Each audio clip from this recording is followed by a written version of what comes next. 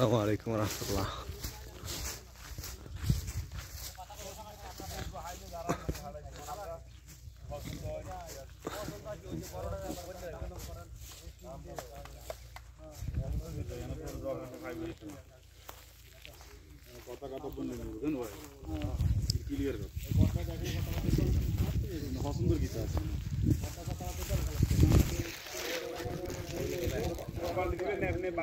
গরু দেখার জন্য আসছি। গরু গরু গরু